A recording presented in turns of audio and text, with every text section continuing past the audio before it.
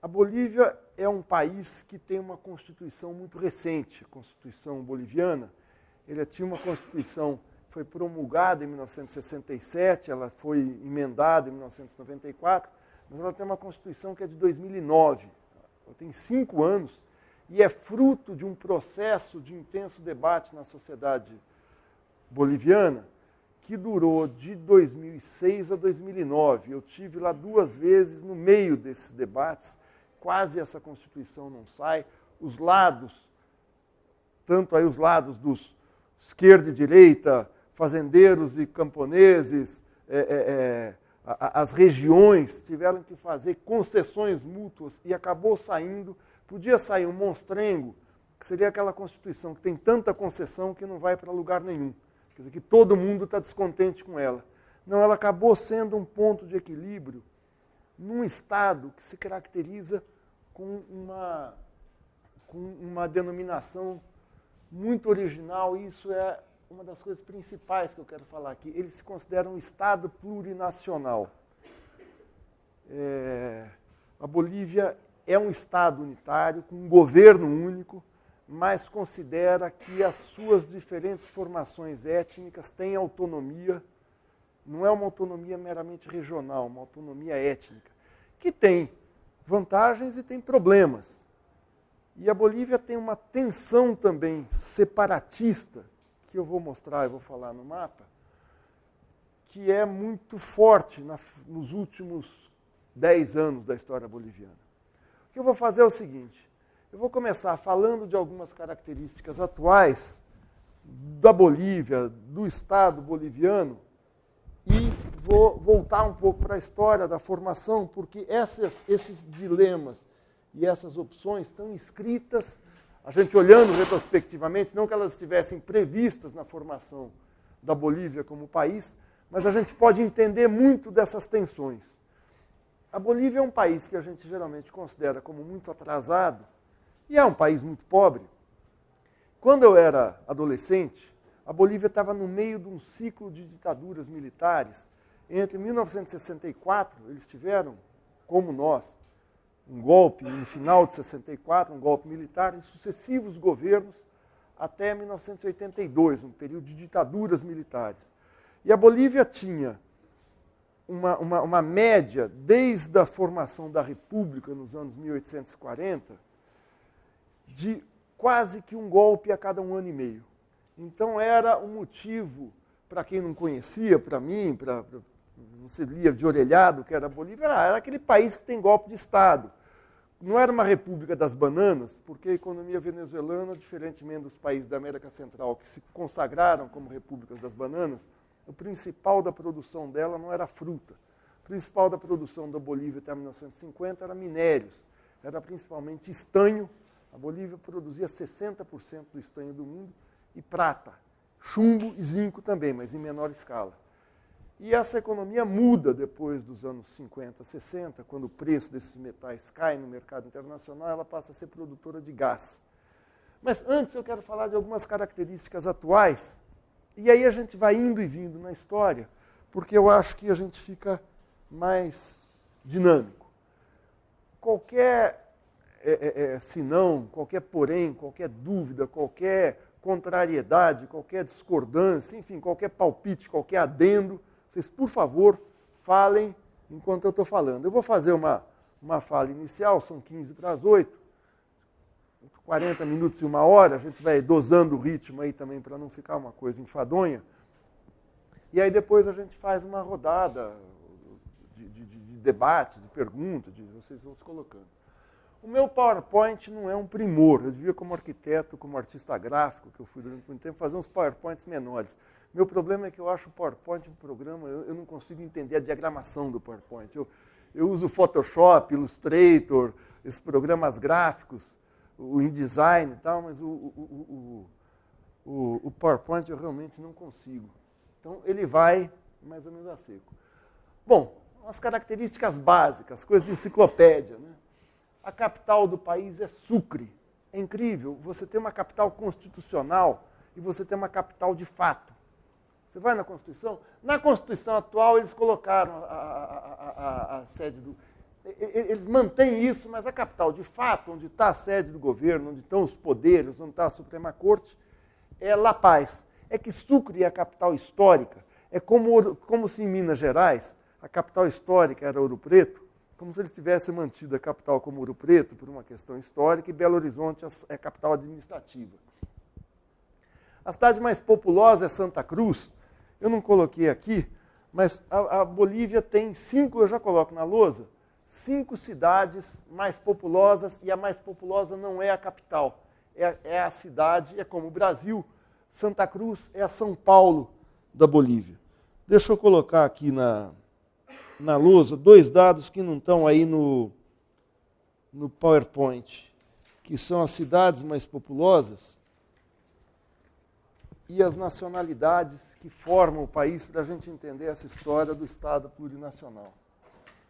As cidades mais populosas, e eu vou falar das características de pelo menos 2 delas. A cidade mais populosa é Santa Cruz.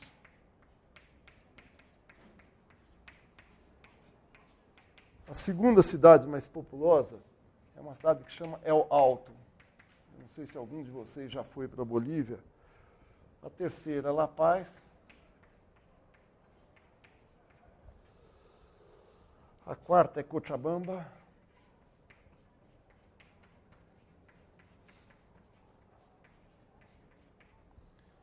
E a quinta é Sucre.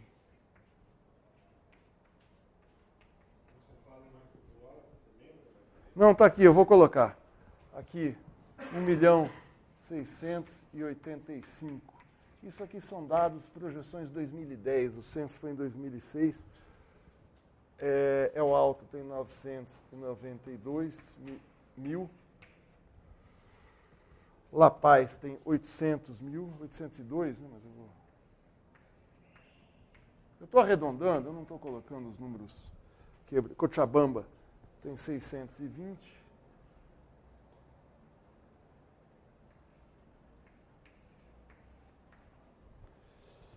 E Sucre tem 310. Você tem 4 nacionalidades na Bolívia. Você tem os quechuas,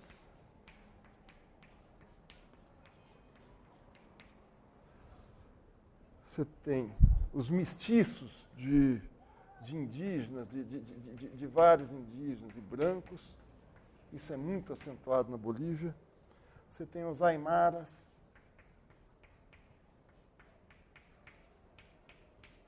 E você tem os não índios, ou os brancos, que são... Prefiro colocar não índios, porque aqui você tem um pouquinho de oriental, você quase não tem negros.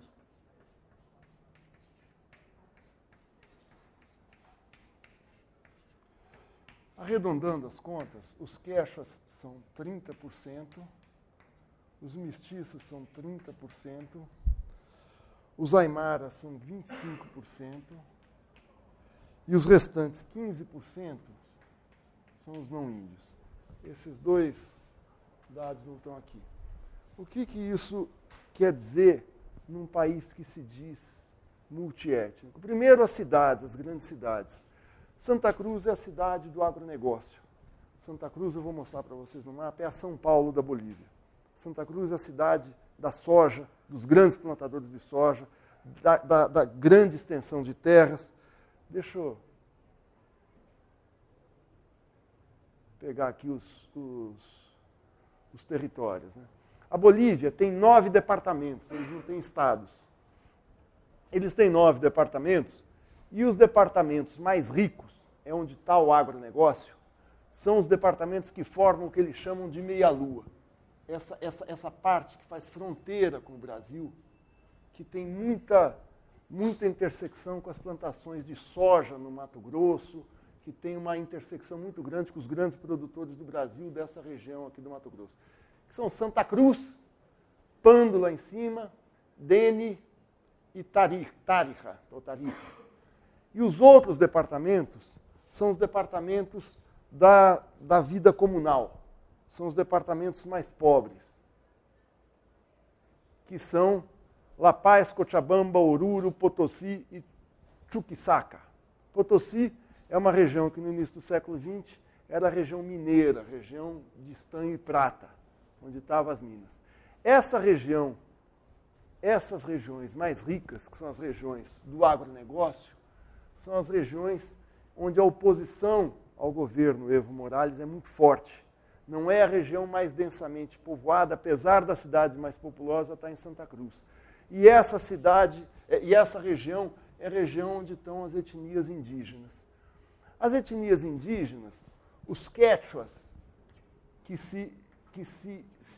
no Peru, os quechuas eles reivindicam serem os descendentes verdadeiros dos incas. Você teve uma série de miscigenações no caminho, mas eles se reivindicam como os incas.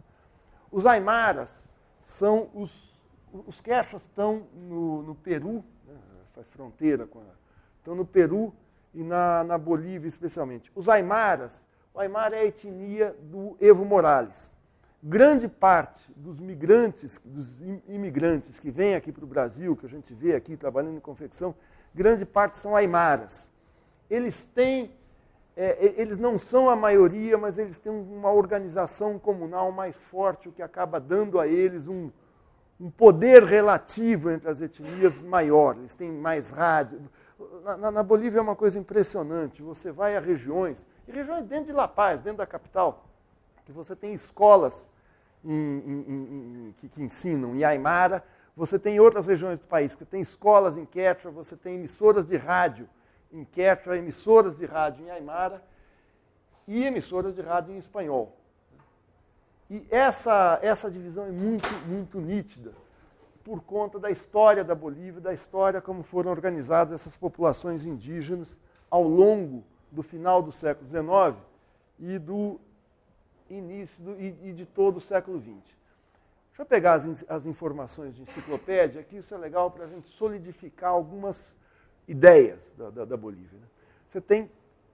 Você tem uma população entre os mestiços, você tem uma população guarani, que vem muito do Paraguai, que não é autóctone da Bolívia, mas está lá. Mas é uma língua oficial reconhecida pela Constituição. E é Bom, a área total, em área, é um país muito grande. Ele é 1/8 do Brasil. Você tem as fronteiras, a população de 10,5 milhões de habitantes. É um país... O adensamento populacional não é grande para a área. Você tem 9 departamentos. O dado que eu vou mostrar agora é espantoso para a gente ver qual é o tamanho relativo da Bolívia. Se você tirar aqueles países, Suriname, a Guiana, tal, a Bolívia é o país mais pobre da América Latina, talvez até menor do que eles.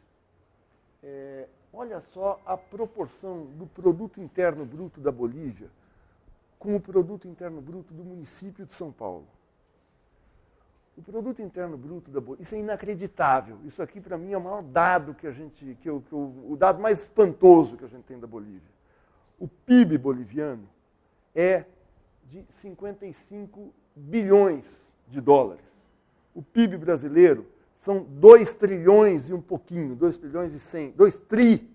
O da Bolívia são 50. Ou seja, o Brasil tem um PIB 40 vezes maior que o da Bolívia. Mas é impossível, o Brasil é uma imensidão, um país industrializado, um país moderno, com estrutura moderna e tal. Mas tem um dado que é da Federação do Comércio, que não é do IBGE, mas eles calculam o PIB de São Paulo, está em 200 bilhões. Ou seja, São Paulo concentra riqueza maior, ela é 4 vezes a Bolívia em produção de riqueza. A cidade, o município, não é a Grande São Paulo, não é a região metropolitana. É a cidade administrada pelo Fernando Haddad. Ela é 4 vezes maior que a Bolívia. Quer dizer, isso espanta. Tudo bem, São Paulo é a 6ª metrópole mais rica do mundo. Mas isso espanta pela disparidade. Quando a gente pensa em integração latino-americana, a gente tem que levar isso em conta. O tamanho do Brasil e o tamanho dos nossos vizinhos. Né? A Argentina, por exemplo, que é o 2º maior produto interno bruto do continente, enquanto o nosso produto interno bruto é de 2 trilhões, o da Argentina é de 300 bilhões. É 6 vezes maior que a Bolívia. Então, é brutal a presença do Brasil na América do Sul, ou na América Latina, ela é definidora. O Brasil tem 40% do produto interno bruto, se a gente contar do México à Terra do Fogo. Então, o peso que a Bolívia tem é muito pequeno, o peso relativo no mundo. Daí, o que espanta é a preocupação que a Bolívia causa em certos círculos, quando o Evo Morales nacionalizou o gás, nacionalizou as empresas da Petrobras, aquilo representava 0,4% do investimento da Petrobras naquele ano de 2006. Eu vou falar disso. Então, esses são os números espantosos do que representa a Bolívia. E isso, para mim, é a base. Isso aqui eu posso falar 500 mil coisas, mas vamos no grão, vamos nos números. Essa é a grande questão da Bolívia. Agora, o crescimento do produto interno bruto boliviano é espantoso. O principal produto de exportação da Bolívia, a Bolívia tem o seguinte, ela é um país escassamente industrializado. O que a Bolívia produz de produtos industrializados, a indústria, isso é uma proporção semelhante à do Brasil, não vou, mas é que o Brasil responde por 16% da exportação, produtos industrializados na Bolívia. E os produtos primários, ou seja, produtos que não têm processamento industrial, são 84% das exportações. Agora, o produto que ela exporta, principal hoje, é gás. Então, é um produto que no mercado internacional você tem uma valorização como o petróleo. Ele não existe um preço, um tabelamento internacional do preço do gás, mas você tem a cotação, que pode variar ou não. Isso aqui é o crescimento da Bolívia, do PIB boliviano. O Evo Morales foi eleito no final de 2004. Olhem só, é espantoso. De todos esses países que eles chamam de bolivarianos, que elegeram governos reformistas, de centro ou de esquerda, ao longo dos últimos 15 anos, Venezuela, o Equador, a própria Bolívia, o Uruguai, o Brasil, a Argentina, o Chile, que tem lá Michelle Bachelet, que não é carne nem peixe, mas é um governo indubitavelmente mais para o centro, progressista, mais para a esquerda. O que mais cresceu foi a Bolívia. A Bolívia não teve nem, na crise de 2008, em que o Brasil teve um crescimento de 0,3%, a Bolívia cresceu em 2009, nesse ano que o Brasil não cresceu 4,9%. A Bolívia tem taxas de crescimento espantosas, é como o Peru também cresce assim, o Peru cresce até mais. Mas você tem um crescimento num universo, numa massa de produto de riqueza muito pequena. Então, a Bolívia corre atrás para tentar crescer. E mesmo com esse crescimento, você não consegue deter, embora isso tenha se reduzido, mas você não consegue deter o fluxo migratório de gente que sai da Bolívia em direção ao Brasil. Essa questão da imigração é muito séria. Eu tive, há uns 2 anos, no Peru, e fui no Lago Titicaca. Não sei se vocês já tiveram no Lago Titicaca, que é a fronteira, é lindo lá, né? Maravilhoso. Que é um lago, o maior lago, como é que é? Não é insular, como é que é o contrário quando você fala? Continental, dentro de uma região de terra do mundo. E ele é uma fronteira líquida entre o Peru e a Bolívia. Né? E eu peguei um táxi na cidade de Puno, é isso? É Puno a cidade do lá? É Puno. Eu peguei um táxi e o taxista começou a conversar comigo se eu era do Brasil. E ele era quechua. E ele estava me perguntando como é que era a vida em São Paulo, porque ele estava querendo vir para cá. E ele disse o seguinte, mas eu não sei se eu vou para lá, porque o Brasil é muito longe. Eu estou querendo ir para a Bolívia, em que a vida está melhor. Porque apesar do Peru crescer muito, a renda no Peru não se... Na Bolívia você tem uma desconcentração de renda. Na Bolívia, no Peru você tem uma concentração, e na Bolívia você tem uma desconcentração de renda. Ou seja, o salário médio cresceu muito nesse período. E o cara falando, eu vou para a Bolívia porque está melhor. Eu falo, pô, é duro, quer dizer, o sonho dele é migrar para a Bolívia, que está melhor, enquanto tem tanta gente saindo da Bolívia para vir para o Brasil, porque ele tem um primo na Bolívia, tal, não sei o que, tem a vida comunal, esse negócio todo. Mas o crescimento da Bolívia é realmente espantoso. A Bolívia não cresceu, foi 2001 que teve, e 2003, 2002, 2003. A gente guarda na cabeça porque eu vou falar um pouco dessa situação em 2002, 2003, 2004. Acho que o Igor vai se deter um pouco amanhã. Mas essa preliminar é importante para a gente ver o seguinte: a Bolívia não é nenhum desastre. O governo Evo Morales, que todo mundo diz que é um desastre, é uma ditadura, que não sei o quê, não é nenhum desastre em termos econômicos. Aliás, é um governo que não rasga dinheiro. É um governo capitalista e eficiente, embora seja aquele produto interno bruto pequenininho que a gente viu. Deixa eu ver o que eu não falei aqui ainda. Bom, a Bolívia é um país que conquistou a independência em 1825. Eu não quero que ninguém decore data, isso aqui não é para a gente aprender, para a gente saber a data, seria uma coisa estéril, mas só para dizer o seguinte: a Bolívia ficou independente num período em que a Argentina fica independente em 1810, o Brasil em 1822, a Venezuela em 1816, eu estou tampando aqui, mas eu já... E o último país, 1828, o Uruguai fica independente. Todos os países das Américas ficam independentes entre 1810 e 1828. E a Bolívia foi libertada do jugo espanhol. A Bolívia pertencia à província de Buenos Aires. E quem liberta é o exército do Bolívar e o exército do Sucre, que descem do Peru até a Bolívia, os exércitos, não o Bolívar pessoalmente, e o nome do país, evidentemente, é uma homenagem ao Simão Bolívar. Mas ele, pessoalmente, não estava lá, mas o exército dele, o comandante. Então, é um país que fica entre dois gigantes no século passado todo. Os gigantes territoriais, que é a Argentina, que está se formando, e o Peru, que tem uma extensão territorial importante. A Bolívia, no século XIX, ela tem alguns enfrentamentos. Tem enfrentamento com a Argentina, uma guerra com a Argentina, tem com o Paraguai, tem um enfrentamento diplomático que quase chega às vias de fato com o Brasil no início do século XX, entre 1902 e 1904, e a Guerra do Chaco com o Chile, nos anos 30. Não, ela teve com o Chile em 1879 e 82. A Guerra do Chaco é com o Paraguai. Desculpa, eu troquei as coisas. A Guerra do Chaco...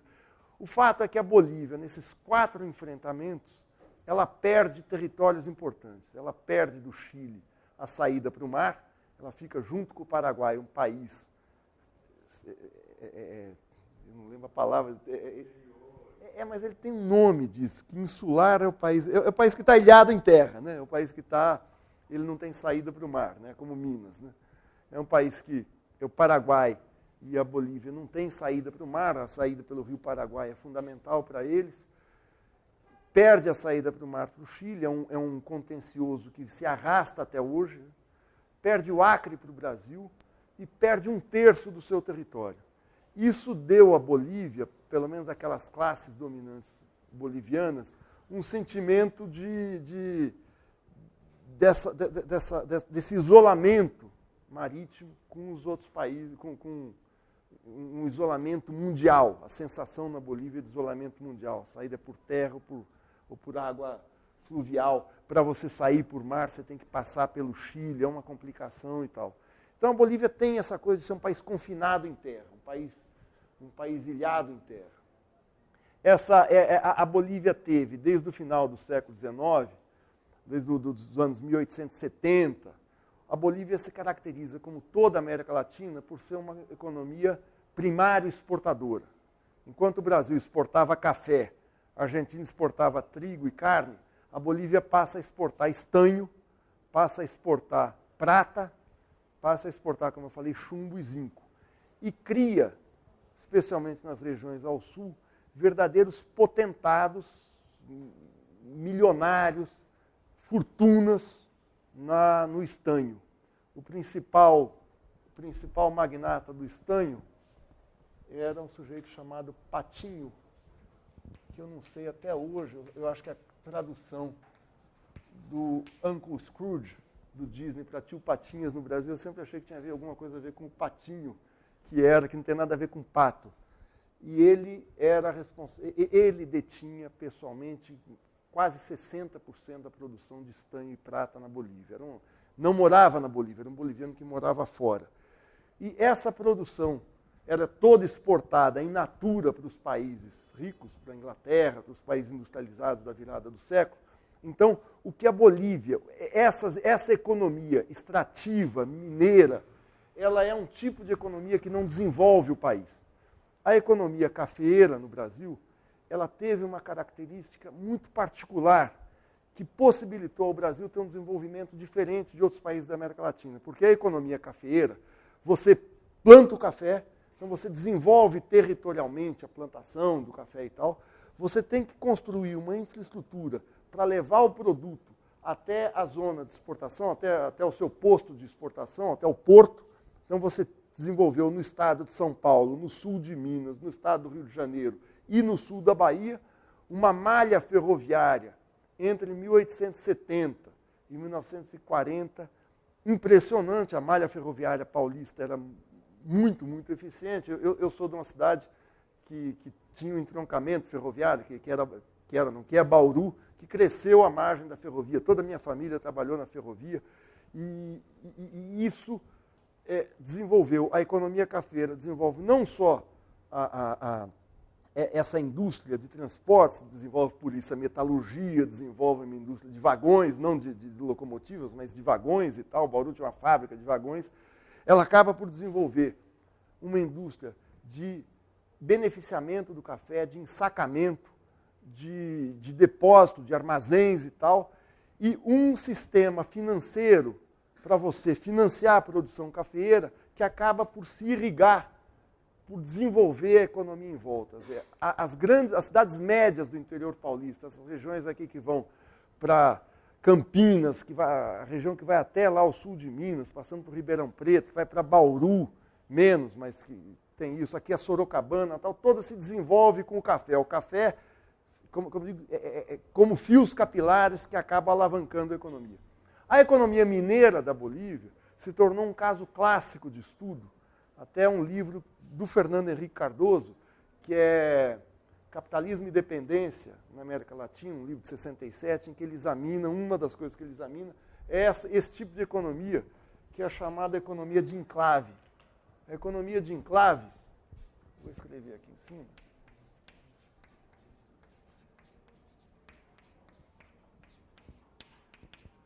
de enclave é uma economia que você não cria ramificação alguma dela, ela não se comunica com o restante da economia do país. Você tem uma mina de estanho, você instala o seu maquinário, você instala o seu capital, você instala a indústria extrativa, você chama os seus técnicos, seus engenheiros, seus cálculos, você no máximo emprega a mão de obra muito barata, que é a mão de obra mineira, para extrair em estado bruto o estanho ou a prata, e você dali você vai transportar aquilo para algum porto tal, no Chile, até o Rio Paraguai, para ele poder sair pelo Atlântico para exportar. Mas você não tem nenhum beneficiamento, porque a prata e o estanho não eram beneficiados ali. A prata, eu não preciso falar para que era usada, a prata é um metal que tem um valor para várias coisas, e o estanho, quando começa a industrialização, a eletrificação na Europa, e quando aqui na América Latina, o estanho passa a ser um condutor, um metal que tem várias, é um metal maleável, usa em solda, usa em fios, usa em uma série de coisas. O estanho explodiu e isso fez enriquecer essas figuras desses capitalistas, mas que são focados. A região em volta não se desenvolve nada, a região mineira não se desenvolve nada, e aquilo por isso que é um enclave, é um buraco que eu cavo no país, tiro, e o país continua. O resto da população nem sequer... Aqui não. O café possibilitou... O excedente do café, a riqueza produzida pelo café, foi a riqueza que depois, nos anos 30, 40, foi a riqueza que financiou a industrialização em São Paulo. Foi a riqueza que possibilitou o Brasil dar um salto para deixar de ser uma economia agroexportadora para ser uma economia moderna e sofisticada. Então a Bolívia padeceu da perda de território e padeceu da economia de enclave. E ela não se desenvolve. É um país que tem riqueza, que tem capital, capital investido no país, mas esse capital não se espalha pelo país. Então, essas marcas é que transformam a Bolívia num país eternamente subdesenvolvido, eternamente dependente, eternamente com uma renda média da população, com a renda média, digo, a renda na média da população extremamente baixa, no subemprego, em condições péssimas de trabalho. Isso vai até 1930, mais ou menos. 1930, na Bolívia, 1932 mais exatamente, essa oligarquia do estanho começa a perder força por conta da crise de 29. A crise de 29 atinge as economias centrais, as economias industrializadas, as economias que importavam minério, e você tem uma baixa na exportação de minério da Bolívia, e você tem uma crise muito forte. Nesse período da crise é que você começa a ter levantes camponeses, levantes de mineiros muito, muito fortes. O engraçado é que a Bolívia, por ter uma economia mineira, ela tem uma classe operária que não é industrial. A passagem, a formação da classe operária aqui no Brasil, na maioria dos países, está associada da passagem da economia agrícola, do café, para a economia industrial aqui em São Paulo, que são as metalúrgicas, a indústria têxtil e a indústria de vidro, especialmente ali na zona leste, no Cambuci, no Brás, no Belém, naquela região, na Moca. Na Bolívia, a classe operária, ou seja, o trabalho assalariado, passa a ser o trabalho do mineiro. E é ali que se começa a se formar os sindicatos na Bolívia. E a Bolívia tem, nessa época, isso vai até 1952, eu falo por quê, os indígenas, a minoria branca que sempre teve na Bolívia, ela dividia o país. Você tem um golpe de Estado militar em 1932 e são criados dois partidos, liberais e conservadores, que se alternam no poder, se alternam junto com os militares, e é uma ditadura nacionalista. É uma ditadura como foi a ditadura do Geisel aqui no Brasil. Eles nacionalizam, você tem um começo nos anos 30, nos anos 20, de prospecção de gás. A Bolívia tem muito mais gás, tem pouco petróleo, mas tem muito gás. E a Standard Oil era a empresa que explorava o gás boliviano. Em 1939, a junta militar da Bolívia nacionaliza a Standard Oil, faz uma série de nacionalizações na Bolívia e permite, mesmo sendo um regime militar, uma organização sindical. Você começa a criar sindicatos de mineiros em vários países, em várias regiões da Bolívia. A par disso, você tem, não sei se eu apago aqui, você tem no país, você tem os pobres se organizam de duas maneiras. Os pobres na Bolívia, você tem um componente muito claro, é o componente étnico na pobreza. O pobre é o índio e o mestiço. Índio aí, os quechas, os aimaras, os guaranis e os mestiços. Você tem um índio, você tem um mestiço que se organiza como operário de mina, e passa a ter sindicato. Mas você tem um outro problema, que ele não é só pobre, ele não tem direitos de cidadania. Aí você vai falar, bom, pobre não tem direito de cidadania em lugar nenhum. Mas na Bolívia tinha um caso a mais. Os indígenas, você começa a formar uma incipiente república, tudo bem que é uma república primeiro oligárquica e depois militar, mas essa república, as pessoas votam, tem eleições, você tem 3 poderes, você tem congresso. Pois bem, os indígenas não podiam votar e nem ser eleitos. Como a lei não podia colocar indígena não vota, o voto lá é classificado pelo seguinte: os analfabetos não votam,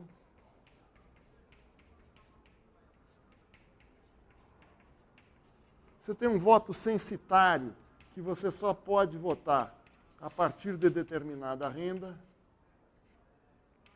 e você tem regiões do país onde as eleições não chegam, quer dizer, são regiões distantes, onde só tem comunidades indígenas, você não vai instalar urna lá, você não tem cidades, Então você tem 3 características que, eu vou colocar aqui como sendo do campo, mas que os indígenas não votam. Você tem um índice de analfabetismo em espanhol, embora o sujeito fale quechua, às vezes até escreva em quechua, mas a língua oficial era o espanhol.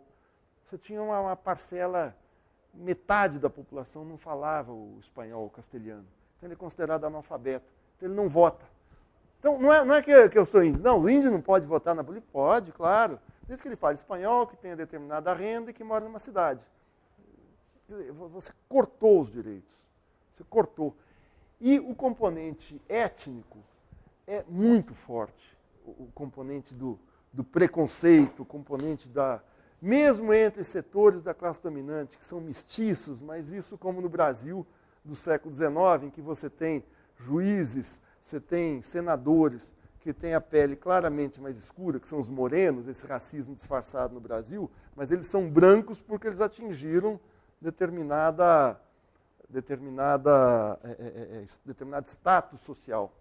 Aliás, o que vale a pena ler isso, não sei se vocês leram ou não, é o livro de um escritor que morreu há 3 semanas, que é o João Ubaldo Ribeiro, o Viva o Povo Brasileiro, que é fantástico nisso. Né? Ele mostra um livro, são um catatal de 600 páginas que você lê em uma semana, porque você fica grudado. É uma história que se passa em 200 anos e mostra um pedaço da elite baiana que é mestiça e vem se branqueando, vem fazendo casamentos e tal, e se disfarçando, e alisando o cabelo, fazendo chapinha, não sei o quê, até virar branco. Né? Até virar... Hã? Eles viram milionário na Paulista. Né? Tem uma cena assim, do cara aqui no Hilton.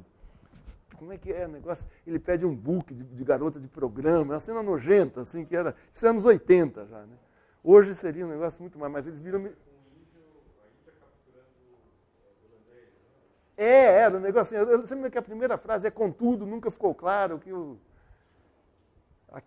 livro é fantástico, mas na Bolívia você tem esse processo de branqueamento de uma parte e um racismo muito forte. Esse regime, esses regimes militares nacionalistas que vão de 1932 até 1952, são 20 anos de uma tentativa de construir um projeto nacional da elite boliviana. Você tenta nacionalizar a indústria da prata, porque ela existe. O Patinho é um milionário, mas ele trabalha em associação com capitais ingleses, com capitais alemães e tal. Você tem a indústria do gás, você tinha Standard Oil, e você tem uma indústria agrária de trigo, de produtos, que eles tentam viabilizar ela como uma nova economia, porque a demanda por produtos industrializados, por força da crise de 29, tinha caído. Ela volta a subir na época da guerra, mas eles tentam construir uma agroindústria para esse período e não conseguem, e você tem essa formação dos sindicatos e a formação de partidos políticos de esquerda num nível, eu não vou dizer inigualável na América Latina, mas é impressionante um país atrasado como esse ter uma organização sindical, uma organização comunal e uma organização política como a Bolívia. Aliás, quem aqui já foi? Quem conhece a Bolívia aqui? Já foi? Vocês foram para que cidades?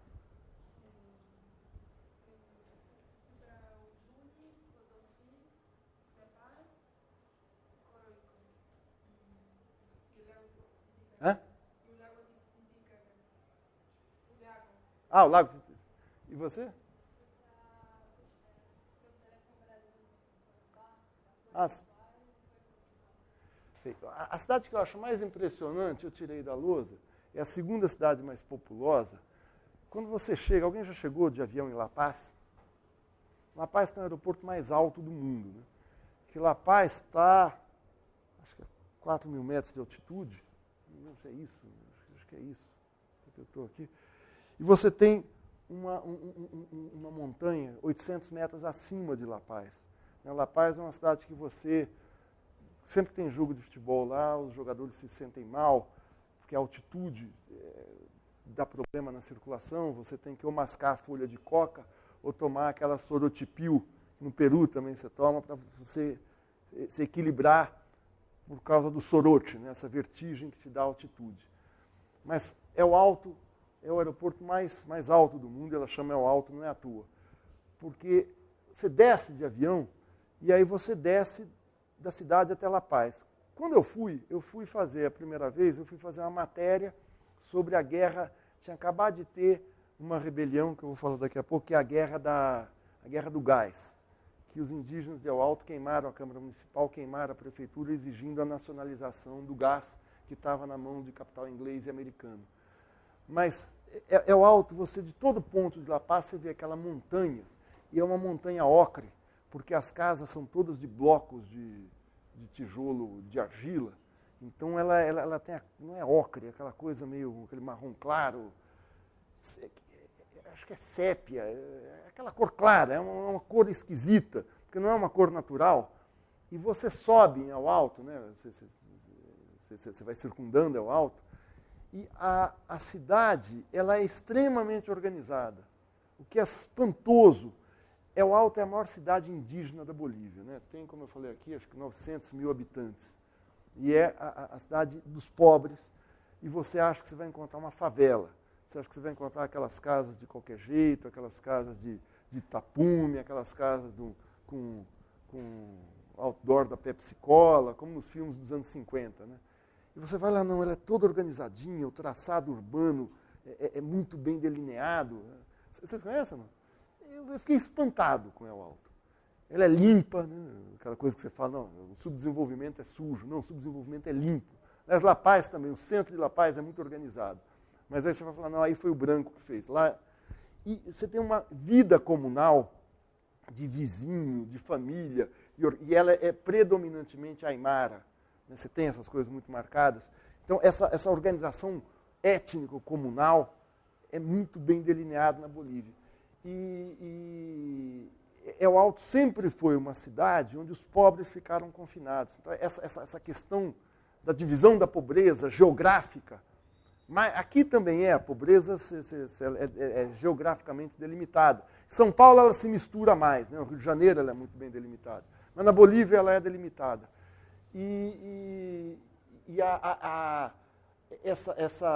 A organização comunal na Bolívia tinha muito a ver com o seguinte, essa falta de direitos que os índios tinham, que os indígenas tinham, de não poder votar, não ter direitos de cidadania, não ter direito a frequentar uma escola, você não poder dar queixa numa delegacia de polícia, ela tinha uma contraface, mesmo antes de 1930, mesmo no final do século XIX, que é a formação de uma elite indígena dentro dessa organização comunal que conseguiu negociar algo fundamental com os brancos.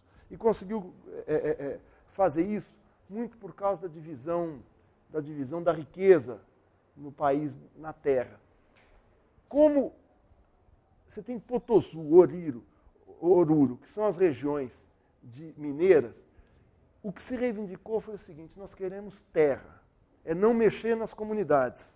Porque você teve, a partir de 1890, mais acentuadamente nos anos 20, levantes indígenas muito, muito pesados. E massacres de índios também, nos anos 40 você teve. E eles conseguiram que a organização comunal, ou seja, a terra, ficasse intocada aonde se achava que era fora da meia-lua, que a terra não valia nada. E isso possibilitou que, ao longo do século XX, mesmo em situações de extrema pobreza, a posse da terra estava garantida. Quer dizer, garantida tudo bem, o cara não tinha escritura, se chegasse um branco lá, mas eram terras que também não tinham grande valor para a agricultura. Mesmo na região mineira, fora da região mineira, não eram terras férteis como na meia-lua. Isso deu uma força e uma tradição ao movimento indígena que vem até hoje.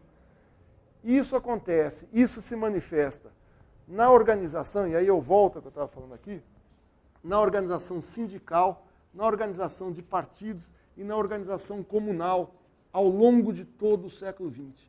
Esse é um diferencial da Bolívia, dos pobres da Bolívia em relação a outros povos. Não é que eles tivessem vida melhor, eles eram tão lascados ou mais do que outros, mas eles garantiram a terra. Isso para a gente que estuda arquitetura, para a gente que estuda planejamento urbano, a posse da terra é um diferencial total. Você tem aqui, você planta. você faz uma cultura de pequena propriedade, ou de propriedade comunal, você garante a subsistência. Isso é impressionante na Bolívia.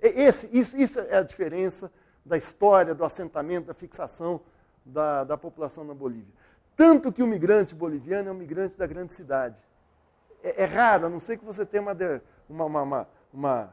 uma seca, uma catástrofe ambiental, que o cara tem que sair da terra. Mas lá não, o cara se fixou na terra, a não ser, claro, quando você tem o desenvolvimento das cidades, o cara vem para El Alto, mas você mantém essa organização comunal.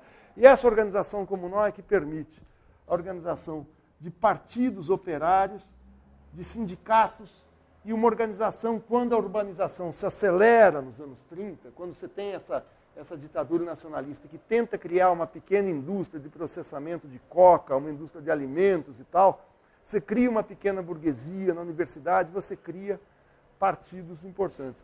O principal partido que é criado nos anos 40, você tem o Partido Operário Revolucionário, você tem o Partido de Esquerda Revolucionário, mas o mais importante é um partido que é um partido nacionalista, Movimento Nacionalista Revolucionário, que se forma nos anos 40, que pega uma parte, que ele congrega uma parte dessa elite indígena, uma parte, mas é um partido criado muito pelos militares nacionalistas que tinham nacionalizado a Standard Oil, que tinham nessa questão da indústria estrangeira, extrativa, da indústria de enclave, essa gente tinha essa indústria entalada na garganta. Diferente de uma burguesia que se formava no agronegócio, que queria uma associação com esses setores. E o movimento nacionalista revolucionário começa a disputar eleições, vai disputar uma eleição, porque nessa ditadura, como na ditadura brasileira, você continua tendo um arremedo de eleições. E eles disputam uma eleição presidencial que tinha tudo para ser vencido pela direita, em 1951. E essa eleição, o resultado dela é um resultado muito equilibrado. E o MNR, Movimento Nacionalista Revolucionário, mais a Confederação Operária, é o MNR mais a Confederação Operária Boliviana, que é uma primeira central sindical boliviana, que está vinculada aos mineiros, à indústria, à economia extrativa de estanho, de prata, eles formam uma poderosa coalizão popular. E as eleições, eles começam a indicar que foi fraudada. Quem tinha ganho as eleições, segundo ele, era um personagem muito importante, que era o Hugo Stensoro. Eles não ganham as eleições, a direita ganha, e aí é feito um levante. As condições de trabalho nas minas são péssimas, as condições no campo de trabalho, a economia não está bem, e aí você tem um levante operário camponês na Bolívia, que se torna clássico na América Latina. Era uma coisa assim que nos anos 70, aqui no Brasil, não se falava. Quando eu fui tomar conhecimento, eu fiquei assim espantado. Eles se levantam, os mineiros se levantam, e o governo de direita, porque, é claro, o levante é para derrubar o governo que venceu as eleições, né? que diz que venceu as eleições. Eles se levantam em várias cidades mineiras, e o governo faz o que qualquer governo faz. Manda o exército, manda o BOP, manda a bala de borracha, lá não era bala de borracha, mas manda o exército armado para derrotar o levante. E o impressionante é que com espingarda pica-pau, com foice, com facão, com revólver que tem em casa, com isso tudo, o número de mineiros é muito maior do que o efetivo das Forças Armadas mandado para reprimir. Em 3 dias, os mineiros destroçam o exército boliviano. Isso não aconteceu em nenhum país da América Latina, e no mundo, eu não tenho notícia de um levante popular derrotar militarmente um exército. Mas derrota assim de acabar com o exército. É uma coisa sangrenta. Eles acabam com o exército.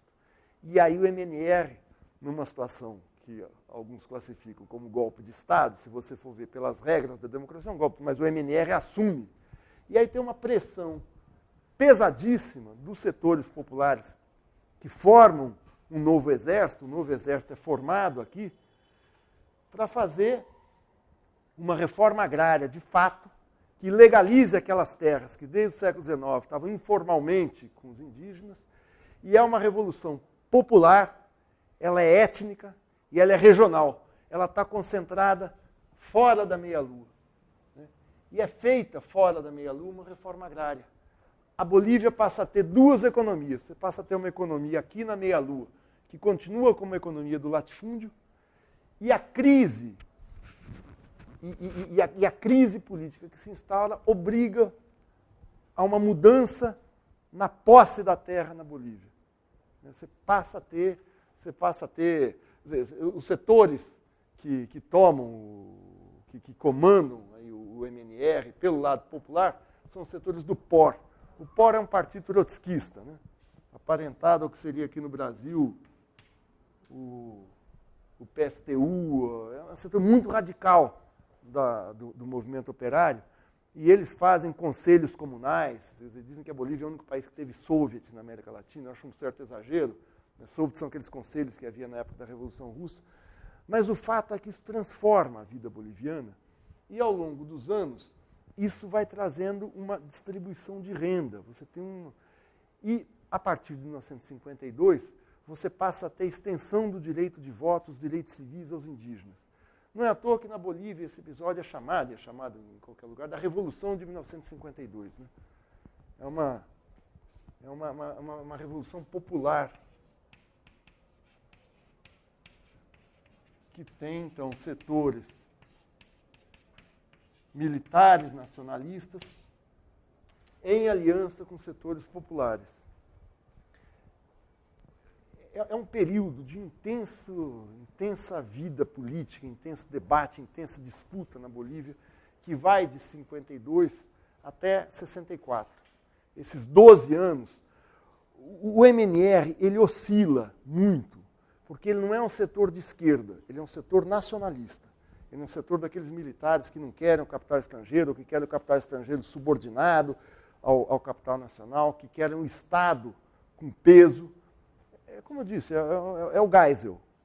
Se vocês olhar, o Geisel foi um dos 5 presidentes da ditadura, era uma direita nacionalista. O MNR é isso, é um setor da direita nacionalista que tem uma sensibilidade popular. Só que ele oscila.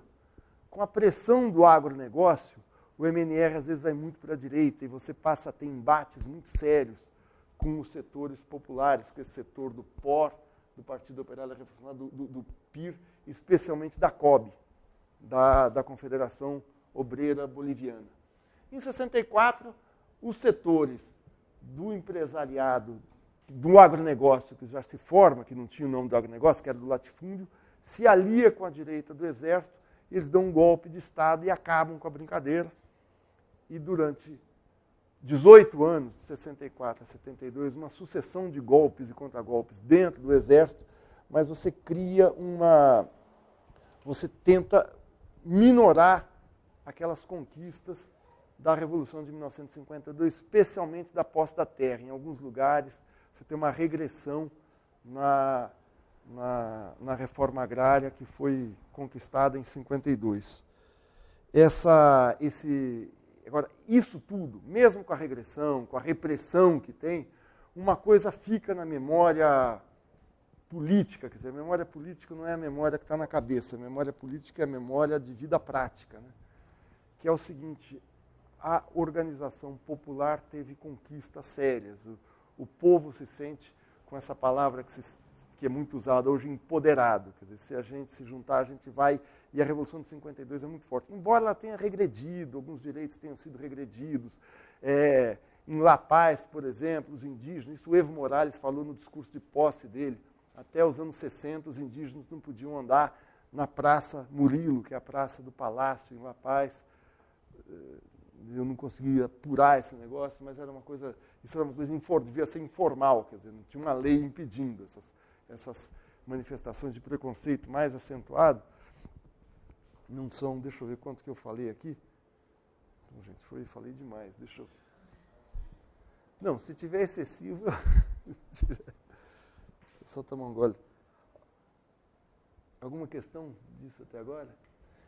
Mas vocês veem, gente, essa questão que a gente estuda aqui, acho que a gente estava conversando, a terra, a posse da terra é tudo. Né? Não é uma coisa atrasada, a posse da terra é o século XIX. Não, a posse da terra não como reserva de valor. Né? A posse da terra é para eu ficar lá, para eu me fixar, para eu... Eu vou tentar dar uma acelerada.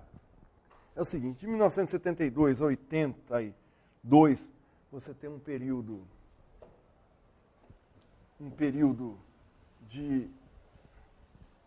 com sucessivos governos.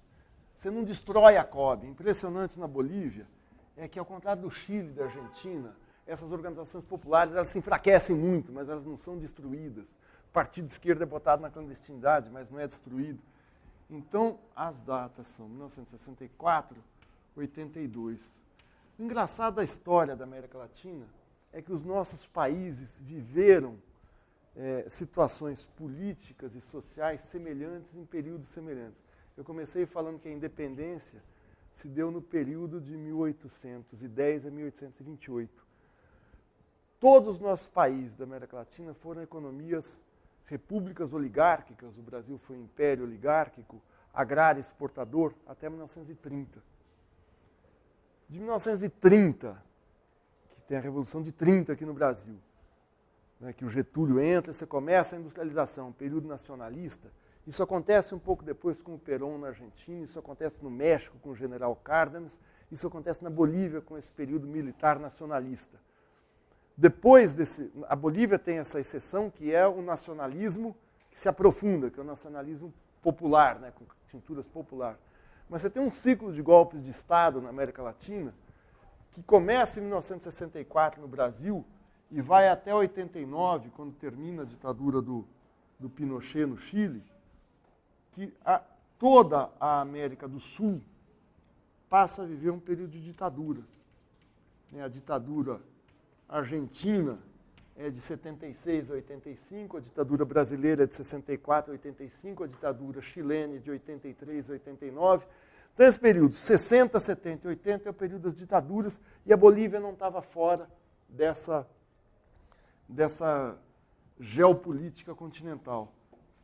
Eu não vou me alongar nisso, mas foi durante esse período de ditaduras, no governo do René Barrientos, que em 1967 você tem um surto guerrilheiro no centro da Bolívia, e é aí que é assassinado o Che Guevara. Né? É nesse período de ditadura, e ele é exibido como um troféu da ditadura boliviana. Mas esse período termina... aliás, o período da Revolução de 52 termina em 64, não só porque o MNR oscila. O MNR oscila porque os preços da prata, especialmente do estanho, com o uso de novos metais, novos materiais na indústria elétrica, o preço do estanho cai muito no mercado internacional e leva as contas da Bolívia, as exportações bolivianas, você passa a ter déficits seguidos na balança de pagamentos, na balança comercial, especialmente na Bolívia. A Bolívia passa a importar mais do que exporta, e essa crise econômica que acomete o país no começo dos anos 60 faz com que o governo do MNR se desgaste muito. O MNR vai para a direita, MNR. E aí chega um desgaste até que os militares têm força, os militares de direita têm força para dar um golpe. De 82, mais precisamente de 85 até 2000, eu vou arredondar porque para não... 2005, são 15, 17 anos que a Bolívia, como a América Latina, passa a viver os anos da política em que, para consertar o país, a gente tem que vender as estatais, reduzir o investimento do Estado, que o Estado é ineficiente. Olha só o que o MNR, com aquela economia estatal e a ditadura militar, tudo centrado no Estado, faz, está levando o país de novo à breca, porque em 1980 você tem uma nova crise instalada no mundo, que é a crise do endividamento dos países da periferia. Os Estados Unidos aumentam os juros do dólar unilateralmente, e todo mundo que está endividado em dólar, que são todos os países nossos da América do Sul, da América Latina, ficam com a corda no pescoço. E aí os teóricos ultraliberais que vêm da escola de Chicago chegam na Bolívia dizendo, não, tem que privatizar, tem que vender, tem que flexibilizar as leis trabalhistas, que já eram um arremedo de lei, você tem que vender o que tem para tornar o Estado eficiente. E é quando a Bolívia vive o que o Brasil viveu nos anos 90, que é o seguinte, você tem um pequeno ciclo de 85 a 90, de uma certa prosperidade, porque entra muito capital externo, comprando empresa de telefonia, empresa de água, empresa de gás e tal, você desnacionaliza a economia, então entra capital. Então você tem 5 anos de prosperidade e nos anos 90 a economia começa a andar de lado novamente e com um empobrecimento muito forte da população.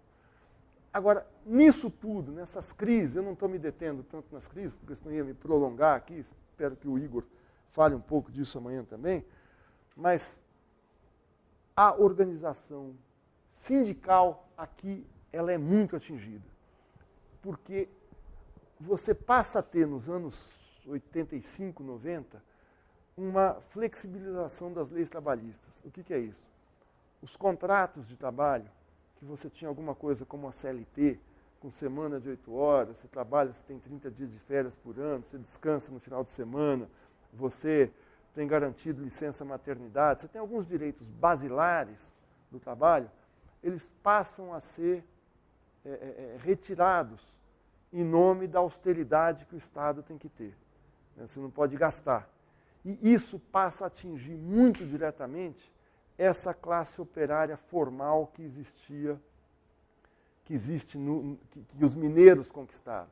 Eles mantêm a terra, mas perdem os direitos trabalhistas. Então, o índice de sindicalização desaba. A Central Obreira Boliviana, que dos anos 50 ao começo dos anos 80, mesmo na ditadura, teve peso, perde o peso relativo. Ela continua existindo hoje, mas é uma sombra do que foi, né? Aquela história que a gente fala do sujeito que caiu na vida, né? E como é que a Bolívia fica nessa situação? Eu vou falar mais 10 minutos, a gente dá uma paradinha para não... A Bolívia fica o seguinte, o que mantém a organização nessa situação de empobrecimento são as organizações comunais.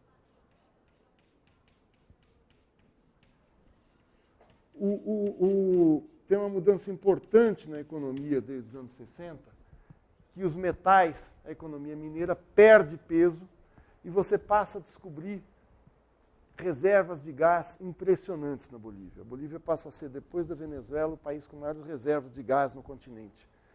E passa a se construir gasodutos na Bolívia para os países vizinhos, para o Peru, para a Argentina e depois até nos anos 90 para o Brasil. Você passou a ter nos anos 90 gás encanado. Em São Paulo é gás boliviano que vem do gasoduto. Então a economia muda. Ela continua sendo extrativa, ela continua sendo uma economia que extrai um tipo determinado de minério, porque o gás é um gás de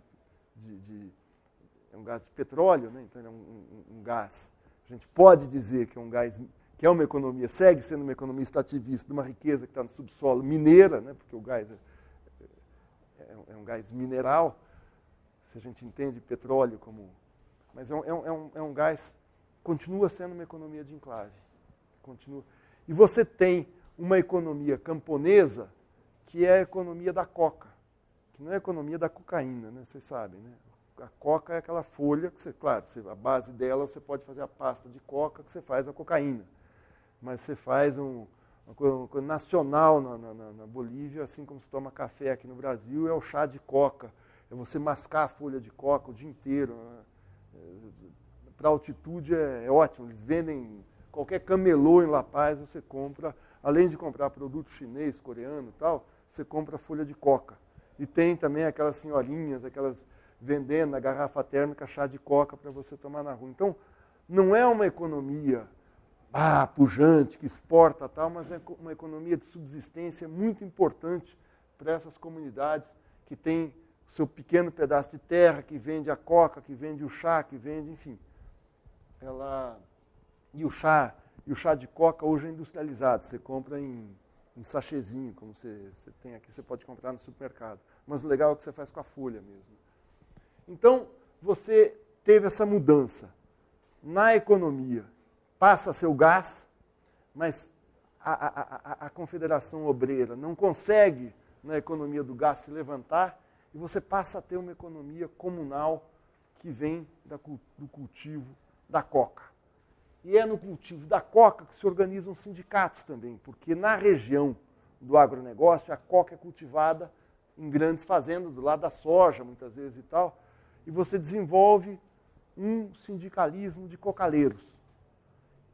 E aí que aparece, nos anos 90, um índio aimara, que é o presidente, que se elege presidente do Sindicato Nacional dos Cocaleiros, que vem a ser o Evo Morales. Né?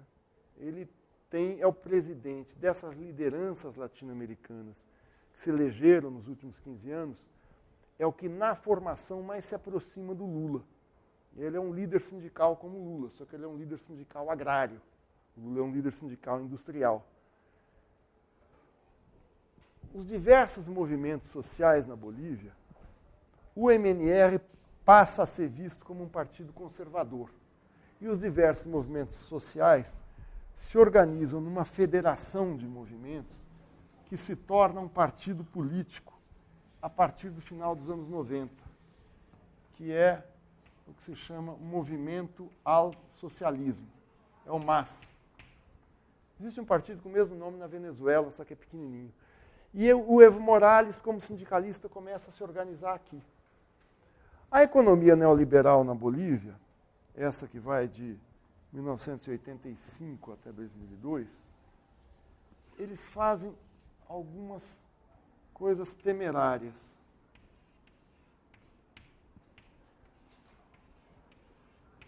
Nos anos 90, eles voltam a privatizar o gás. Lembra, em 1939 eles tinham expulsado a Standard Oil da Bolívia. Nos anos 90, nesse ciclo privatista, o gás é privatizado para empresas inglesas e americanas e privatiza-se o serviço de fornecimento de água. É uma empresa francesa, Águas del Limani,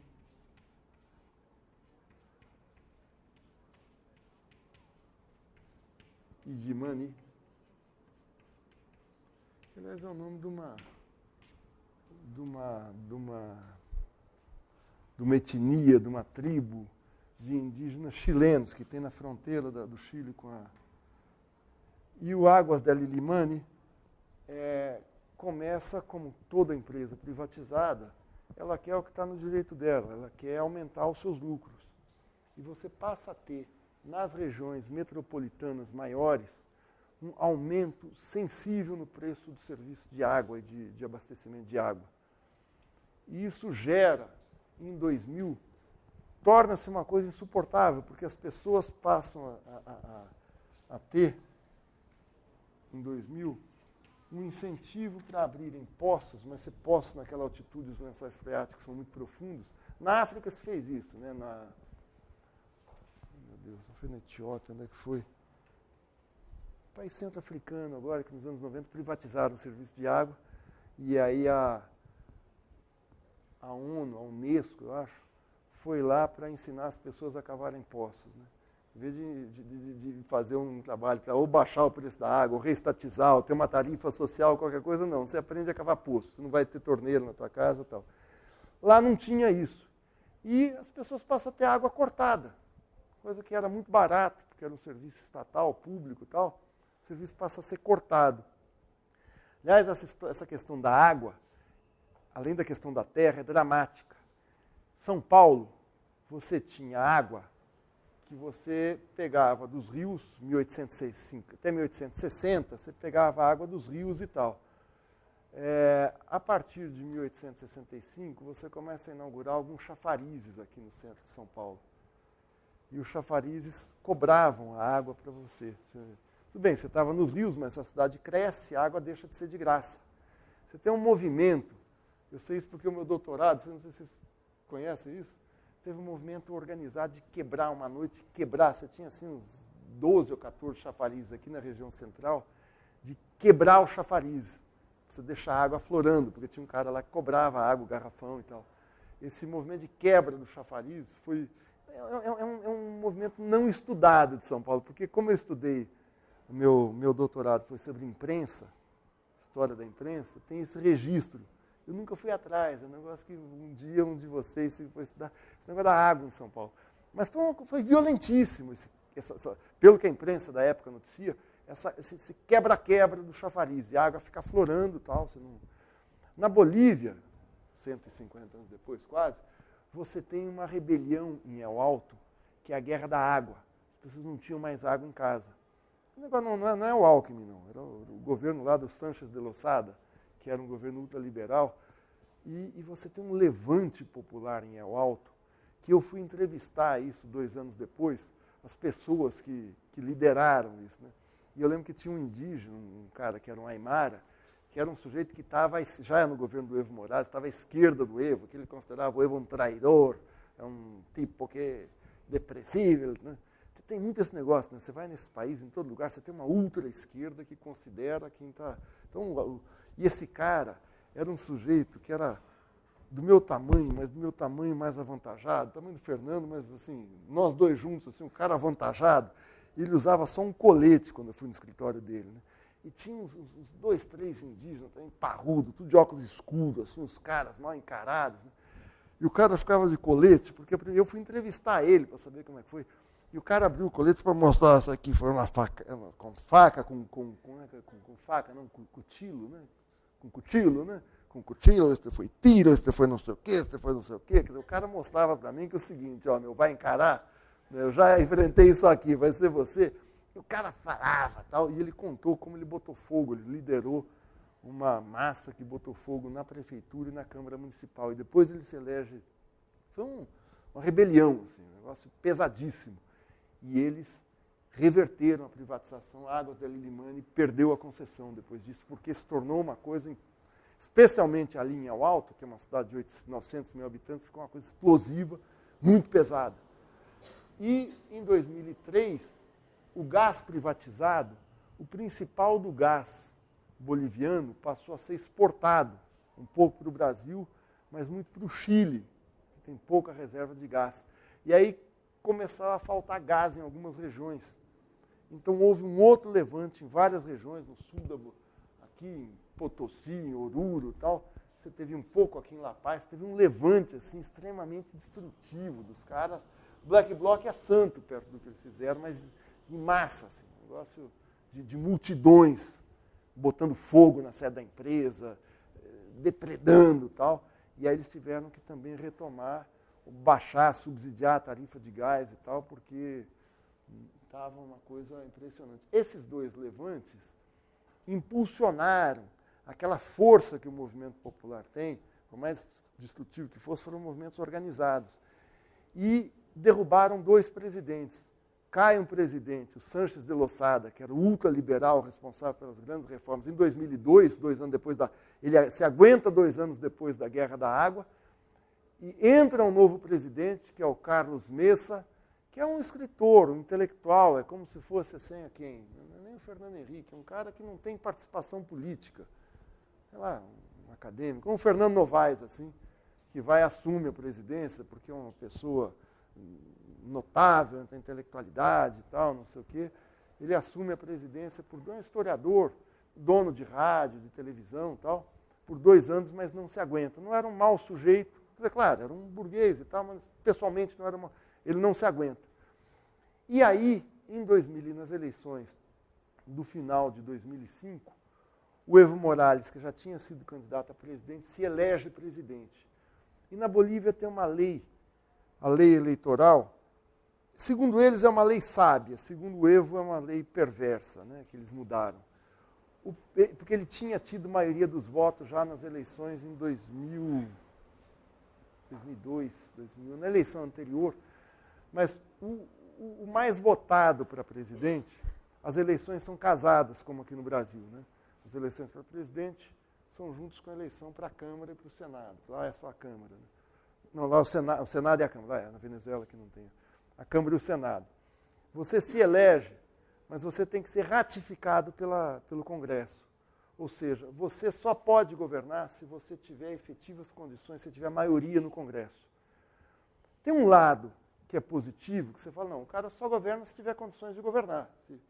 Tem um lado perverso, que o Evo Morales teve maioria de votos, foi mais votado, não é maioria de votos, mais votado na eleição anterior, e não pôde assumir porque chegou no Congresso, não, ele não tem maioria, é outro que vai. Essa eleição casada fez com que a campanha deles, em 2005, fosse uma campanha que elege a maioria do Congresso. Ele passa, quer dizer, a maior força, não é a maioria, mas ele passa a ter 34% dos votos no Congresso.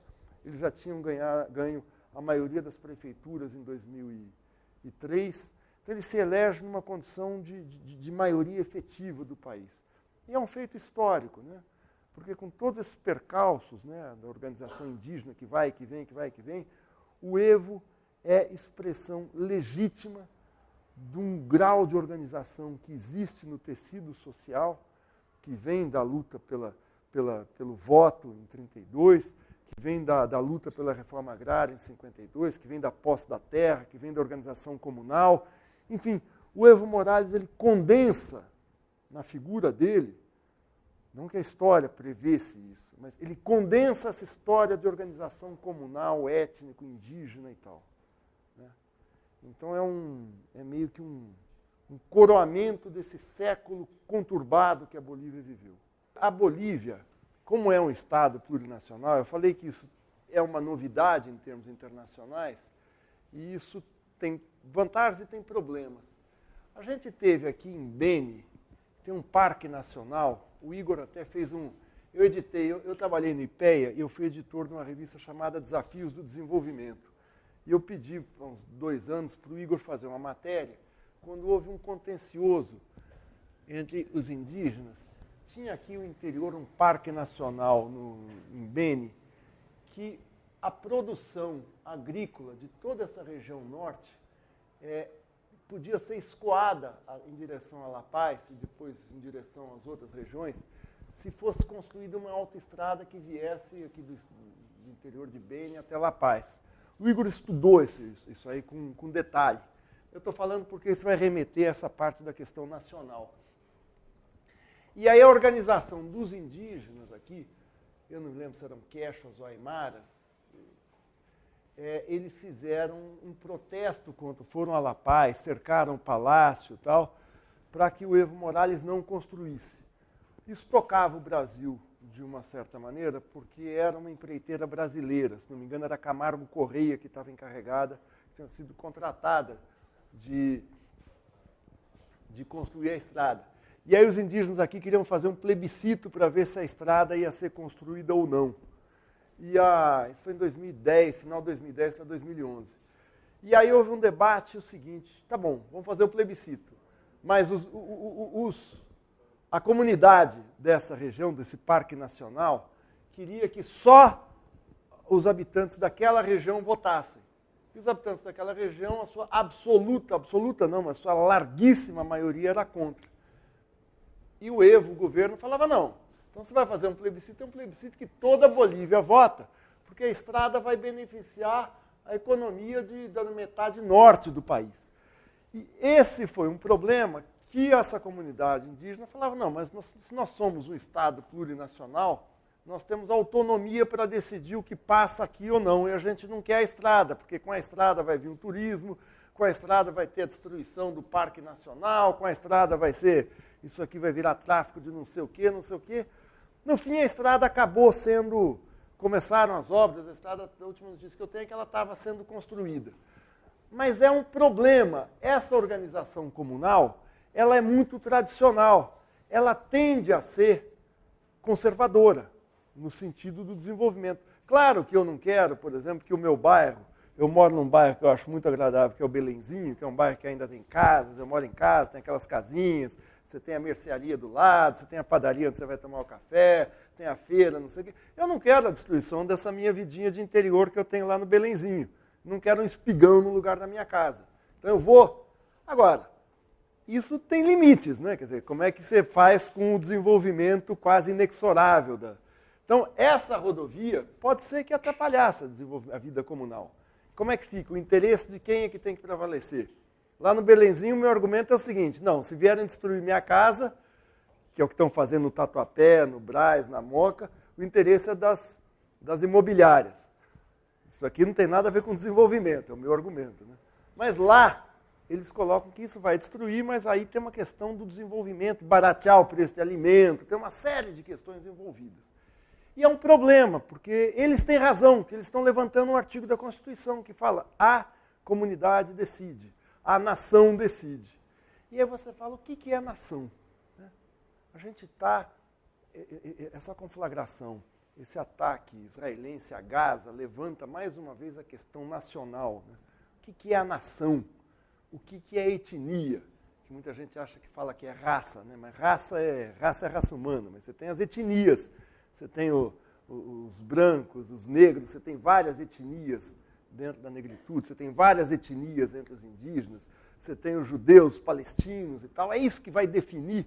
Porque na Bolívia é o seguinte, você tem a nação aimara, você tem a nação quechua, você tem a nação guarani, você tem nações de outras minorias. O que é a nação? Porque é um problema. A Constituição boliviana, ela fala o seguinte: a Constituição da Bolívia, ela é muito avançada em vários tópicos, mas ela começa falando: a Bolívia se constitui em um Estado unitário, social, de direito plurinacional, comunitário, livre, independente, soberano, democrático, intercultural, descentralizado e com autonomias.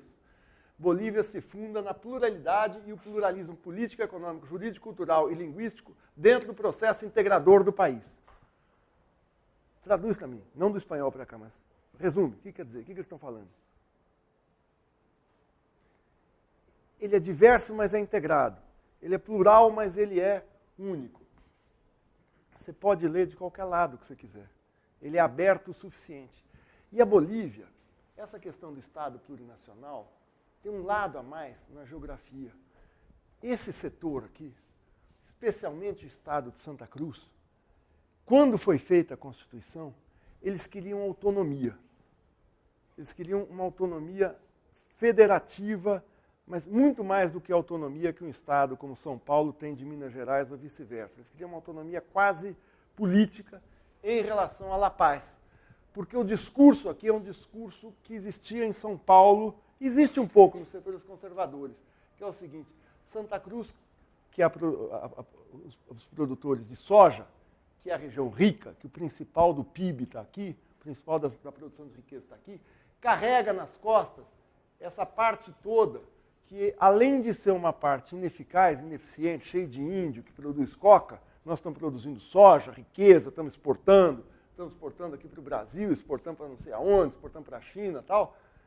Além de tudo, a gente tem que pagar imposto para a La Paz, para esse presidente índio, comunista, de esquerda, que quer tomar as nossas terras. Não é nada disso, né?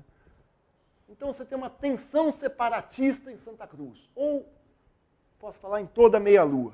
Já existe isso. E aí o governo não, a Constituição, esse acordo na Constituição diz o seguinte: não existe essa separação, mas existe a plurinacionalidade. E essa é a grande tensão que existe no Estado boliviano, na formação institucional, na construção institucional hoje da Bolívia.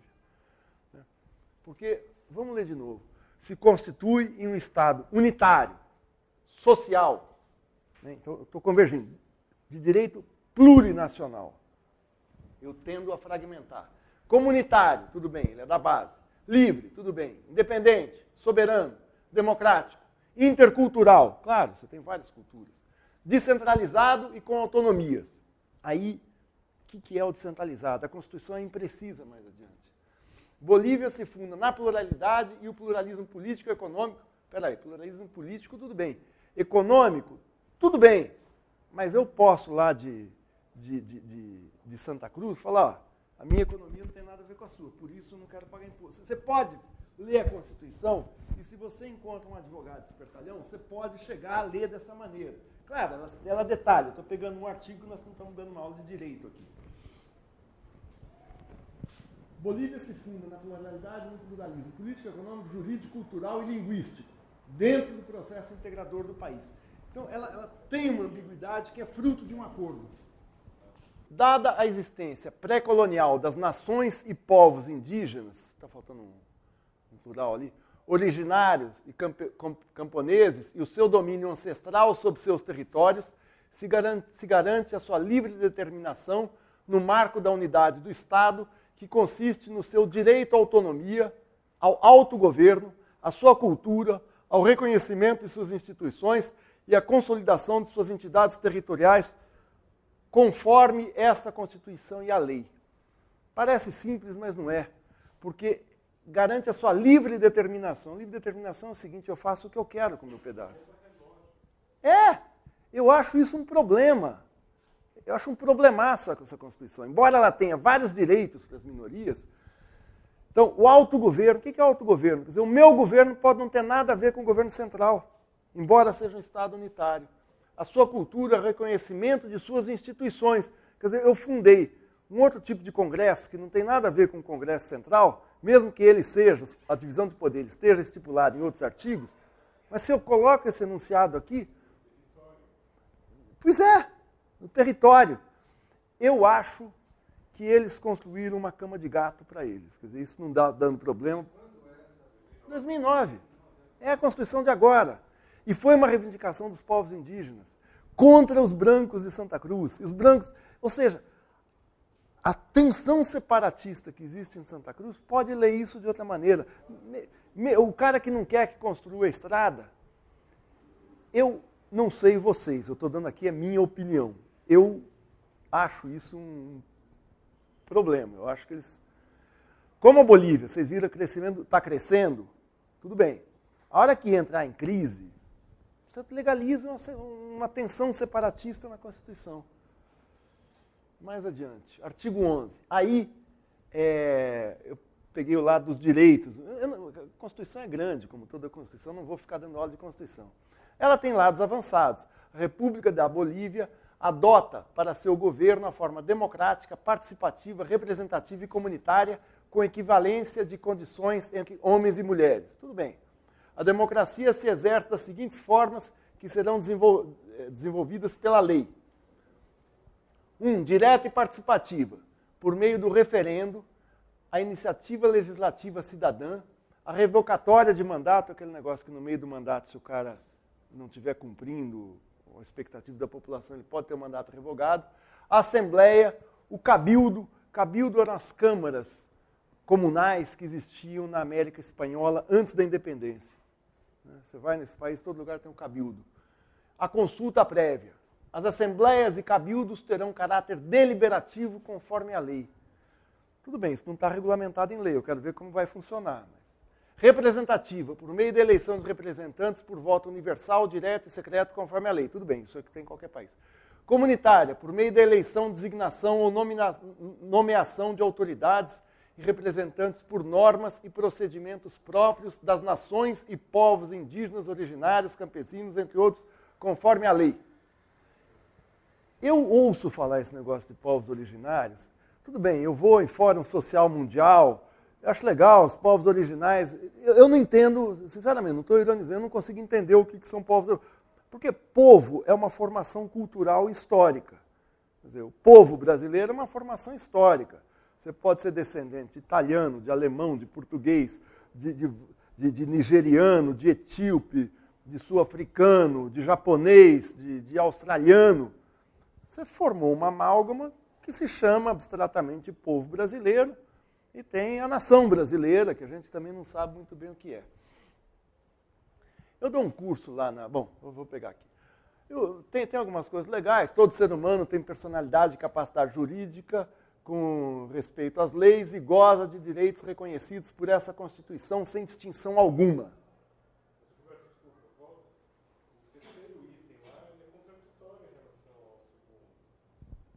Por quê? Fala aí que talvez... Porque eles podem fazer normas de procedimentos próprios. É verdade, eu não tinha me dado conta. Você pode criar uma lei e acabou. Né? A designação ou nomeação de autoridades, nem fala em voto. O segundo fala que é representativo, mas a comunidade pode designar. Não, eu peguei, eu não tinha me dado conta disso, você está levantando um outro problema. ela tem, né, essa... Vou pegar esse, o que fala é o seguinte, quer dizer, terá um caráter deliberativo conforme a lei, né? Toda a Constituição ela não é uma lei, né? Você faz a Constituição, que é uma norma geral para o país, e depois a Constituição ela é detalhada pelas leis ordinárias, né? Ela é regulamentada. Então, a Constituição, você fala lá, sei lá, não pode matar. Pronto, a Constituição não fala que você pega tantos anos de cadeia, como é que vai ser o assassinato doloso, culposo, não. Aí você tem uma legislação ordinária que vai detalhar o que esse não pode matar. Isso ainda não está em lei ordinária, né? Então, a lei ordinária é mais fácil de aprovar no Congresso. Quem tiver a maioria leva. Você pode dar uma interpretação à Constituição com a lei ordinária que... Então, assim, todo mundo fala, não, a Bolívia é legal, eu acho a Bolívia, doutor da Força Evo Morales, acho aquilo que eu falei é resultante de um processo político exuberante de um século. Mas o ponto a que eles chegaram, o acordo a que eles chegaram, eu acho muito, muito problemático. Tem mais alguma coisa, Álvaro? Todo ser humano tem personalidade e capacidade jurídica com respeito às leis e goza de direitos reconhecidos pela Constituição sem distinção alguma. O Estado proíbe e sanciona toda forma, isso é legal, de discriminação fundada na razão de sexo, cor, idade, orientação sexual, identidade de gênero, origem, cultura, nacionalidade, cidadania, idioma, credo religioso, ideologia, filiação político-filosófica, estado civil, condição econômico-social, tipo de ocupação, grau de instrução, descapacidade, eu não conhecia essa palavra. Embaraço é... Hã? A deficiência? É incapacidade. Gravidez ou outras que tenham por objetivo o resultado de anular ou menoscabar ou reduzir o reconhecimento, gozo ou exercício em condições de igualdade dos direitos de toda pessoa. Isso é muito legal, porque acaba com aquela distinção que existia entre indígenas e brancos. Bom, aí o seguinte, né? A grande discussão que isso abre, e eu vou terminar com isso, colocando uma batata quente para vocês, que eu não tenho resposta. Quer dizer, eu acho que essa Constituição é um problema. Acho que os bolivianos eles entraram mesmo numa cama de gato, aquele negócio que você cai e começa a se enrolar, que é o seguinte, o que é esse conceito de nacionalidade para você poder dizer que um Estado é plurinacional, o Estado é nacional? Porque a história que a gente tem, eu dou uma disciplina lá na Federal do ABC, que é Estado e Desenvolvimento no Brasil Contemporâneo, que a gente estuda a formação do Estado brasileiro e o que é essa história de nação. E um dos livros que eu uso, é um livro que se tornou clássico, um livro manjado nessa área de discussão de nacionalidade, que é um livro chamado Comunidades Imaginadas. Eu tenho uma edição portuguesa, mas ele saiu aqui no Brasil, é um livro, não sei se alguém aqui já leu, é muito interessante. Porque o autor é o Benedict Anderson, que é irmão de um outro cientista político e historiador inglês, que é o Perry Anderson. Esse livro dele é luminar, porque eu vou ler o trechinho, eu separei um trecho, são as 3 páginas, eu peço paciência de vocês que nós vamos acabar aqui. Seria aconselhável avaliar rapidamente o conceito de nação e oferecer uma definição operacional. A referência está lá, página 21 a 27. Eu peguei os trechos, né? Isso aqui. É frequente a perplexidade, para não dizer irritação, dos teóricos do nacionalismo diante desses 3 paradoxos que ele vai enunciar aqui. Primeiro, a modernidade objetiva das nações, aos olhos do historiador, versus sua antiguidade subjetiva aos olhos dos nacionalistas. O que ele está dizendo aqui? Ele está dizendo o seguinte, você tem um conceito de nação moderna, que assim, nós somos brasileiros. Nós criamos um parque industrial, nós criamos o Templo de Salomão, nós temos a nossa língua, nós temos nossas riquezas, nós temos essa coisa difusa que se entende como cultura brasileira.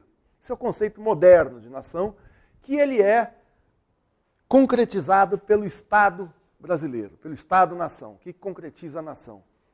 São algumas instituições de Estado. É a Constituição, as fronteiras, a moeda.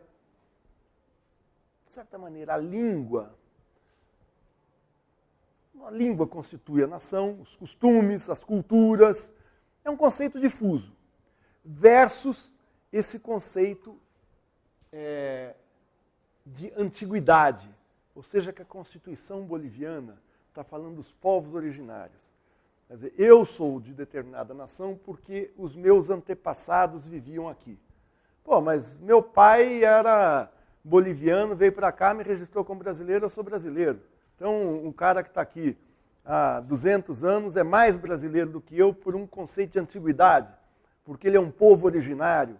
Quer dizer, mas 200 anos não é povo originário. Povo originário é quem está aqui antes do Cabral. Bom, como não existem documentos de que você estava aqui antes do Cabral, o que me garante que você é mais originário do que eu, que sou a primeira geração de brasileiros? Eu migrei. Nada. Nada. O que me garante que eu sou mais ou menos brasileiro do que... Então não tem. Então o que é povo originário? Eu fico muito... Eu sei que eu vou, em alguns círculos aí de esquerda, eu vou ser apedrejado com isso. É ou não é? É ou não é? Você mesmo pode me apedrejar ou não? Está pensando, está pensando. Vai ver se tem paralelepípedo solto na rua aí. Por que quer dizer, o que é o povo originário? Segundo, é o que tem na Palestina, entre Israel e Palestina. Esse território era nosso há 2000 anos. Não, esse território é meu há 2000 anos. Não, peraí, eu estava aqui antes. Não, mas eu sou o povo de Deus. Não, mas eu sou... Enfim, eu não estou entrando no debate de Israel e Palestina, gente. Senão isso aqui a gente vai ter outra noite para discutir. Mas eu estou entrando nesse debate da nacionalidade. Segundo, que ele fala, os paradoxos, a universalidade formal da nacionalidade como conceito sociocultural, no mundo moderno todos podem, devem e hão de ter uma nacionalidade, assim como tem este ou aquele sexo. Então eu tenho que ser brasileiro, eu tenho que ser boliviano, eu tenho que ser francês, eu tenho que ser etíope, eu tenho que ser japonês, né? Versus a particularidade irremediável das suas manifestações concretas, de modo que a nacionalidade grega é, por definição, sui generis. Então é o seguinte, eu tenho uma nacionalidade. Agora, se eu não tenho, quem tem a nacionalidade me coloca como diferente. A nacionalidade concreta é sui generis. Então, essa questão não é mais como conceito político, é como conceito sociocultural. Se eu não tenho nacionalidade, eu sou... Enfim, eu tenho que ter, como eu tenho que ter um sexo, como eu tenho que ter... A terceira questão. O poder político dos nacionalismos versus a sua pobreza e até a sua incoerência filosófica. O que o Benedict Anderson discute no livro é que toda a teorização sobre o poder político do nacionalismo, o poder político do nacionalismo alemão nos anos 30, o poder político do nacionalismo judeu, do nacionalismo palestino, o poder político dos povos originários, tal, versus a sua pobreza ou até a incoerência filosófica. Não tem nenhuma teoria cientificamente crível que ampare isso. Isso é ele que está falando. Isso é uma coisa bastante polêmica, mas eu concordo com ele. Em outras palavras, o nacionalismo, ao contrário da maioria dos outros ismos, nunca gerou grandes pensadores próprios. Não tem nenhum Hobbes, nenhum Thomas Hobbes, nenhum Alexis de Tocqueville, nenhum Karl Marx ou nenhum Max Weber. Qual é o grande pensador dos nacionalismos? Você pode ter uma economia nacional, você pode ter... Existe um sentimento nacionalista, por exemplo, na França hoje, onde a Frente Nacional, lá da Marie... Como é que é a filha da Marie Le Pen? É um nacionalismo francamente contra o migrante, contra o árabe, contra o marroquino, contra o argelino, que chega. O nacionalismo nos países pobres, nos países coloniais, que eram coloniais da África, ou quando o Brasil era colonial, ou quando a Índia era colonial, era um sentimento paradoxalmente libertador, porque você estava querendo se libertar da metrópole, de quem estava acima de você. Então, mesmo um conceito que parece que é único, ele depende do ponto de vista, né? É como na física, depende do referencial. Se o nacionalismo é regressivo ou se o nacionalismo é progressista. Se você vai num país da Europa e fala, eu sou nacionalista, em certos lugares as pessoas têm arrepio. Quer dizer, você é o cara xenófobo, o cara que não quer o estrangeiro, o cara que olha com o olho torto para quem tem pele mais escura. Pera, acho que eu apaguei. Assim, dentro de um espírito antropológico, propõe a seguinte definição de nação. Ele propõe: é uma comunidade política imaginada, e imaginada como sendo intrinsecamente limitada e, ao mesmo tempo, soberana. Assim, eu imagino que eu sou brasileiro. Mas essa imaginação não é uma coisa que eu ontem não era e hoje eu acordei sendo.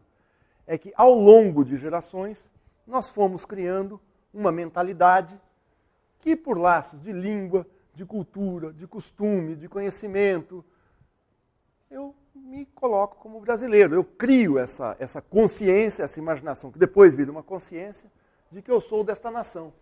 Ela é imaginada porque mesmo os membros da mais minúscula das nações jamais conhecerão, encontrarão ou sequer ouvirão falar da maioria de seus companheiros, embora todos tenham em mente a imagem viva da comunhão entre eles.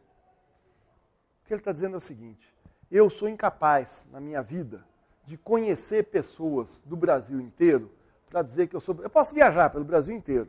Posso ir lá para Paraíba, posso ir lá para João Pessoa, posso ir para Paraíba em João Pessoa, posso ir para Manaus, posso ir para Salvador, posso ir para todo lugar. Eu vejo que são brasileiros, falam mais ou menos igual a mim. Como é que você era brasileiro em 1860? Eu falo 1860 porque em 1865 teve um evento que deu uma consciência brasileira para as pessoas. As pessoas não saíam da sua aldeia. Quem morava em Jundiaí nunca chegou até a Penha. Quem morava em Campinas nunca foi até ali Penha do Rio do Peixe, que hoje é Indaiatuba. O que solidificou a ideia de nacionalidade no Brasil foram dois eventos. O primeiro foi a Guerra do Paraguai.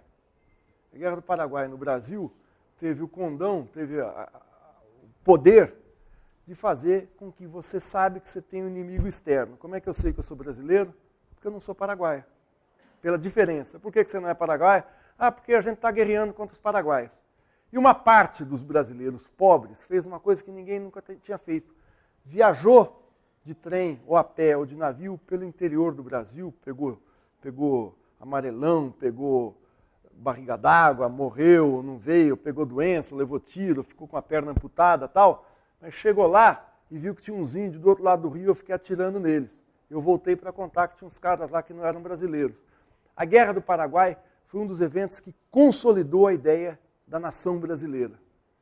E a outra, para as camadas cultas, foi o censo de 1872, que contou quantas pessoas tinha no Brasil. Tinha 10 milhões de pessoas no Brasil.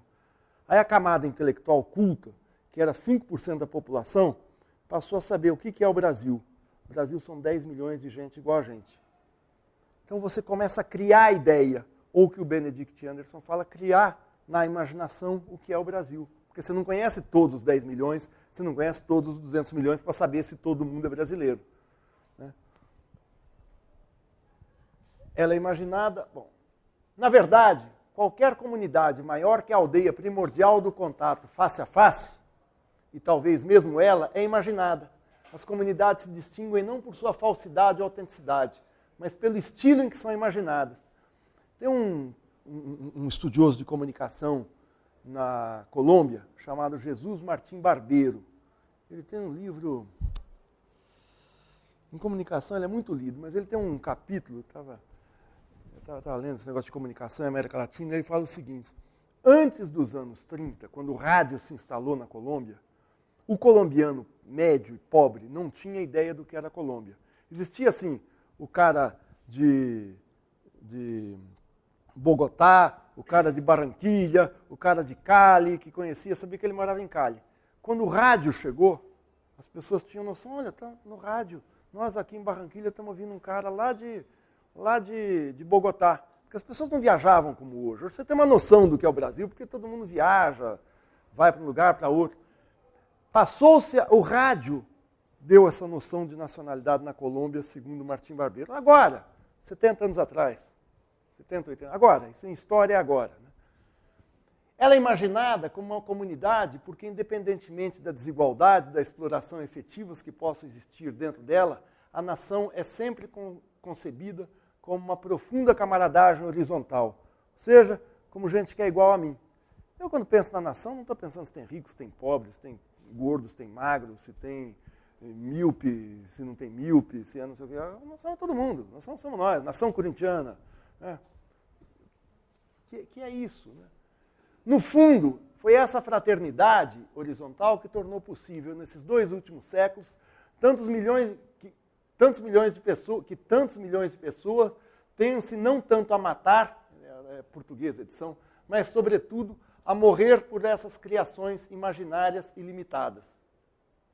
Essas mortes, por causa dos nacionalismos, nos colocam bruscamente diante do problema central posto pelo nacionalismo, o que faz com que as parcas criações imaginativas da história recente, pouco mais de 2 séculos, que é a ideia de nação, gerem sacrifícios tão descomunais.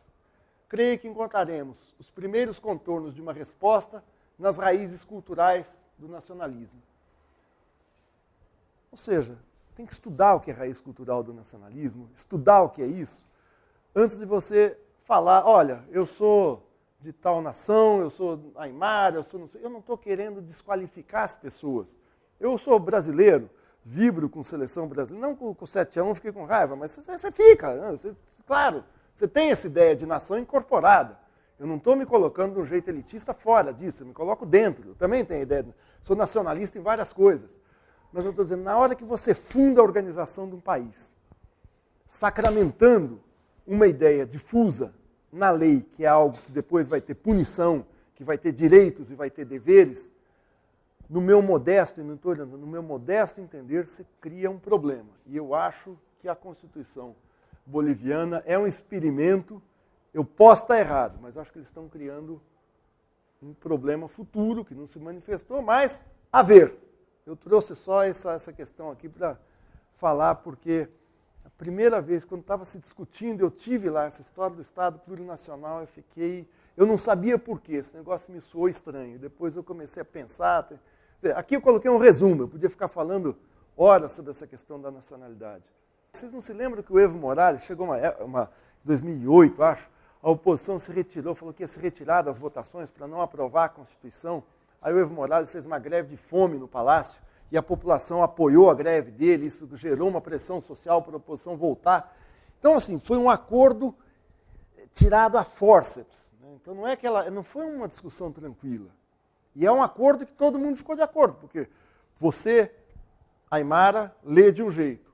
Eu, produtor branco de Santa Cruz, leio de outro. Todo mundo tem autonomia. Todo mundo vai poder fazer aquilo que o Álvaro levantou. Posso fazer minhas leis, meu governo. Ela está aberta. Não apareceu uma crise institucional, até porque a liderança do Evo Morales é muito grande. Ele é uma conquista histórica da Bolívia, com toda essa história que eu falei. Então, ele acaba sendo um ponto de unidade. Ele, pessoa física, que na verdade não é pessoa física, é pessoa dele como liderança, né? Acaba sendo um ponto de unidade, vamos lá, nacional. O vice dele é o Álvaro Garcia Linera, que é um grande intelectual, talvez seja o mais importante cientista político boliviano, escreve muito, é um intelectual de esquerda, marxista, tal. E o Álvaro tem essa concepção. Né? O Álvaro tem essa concepção.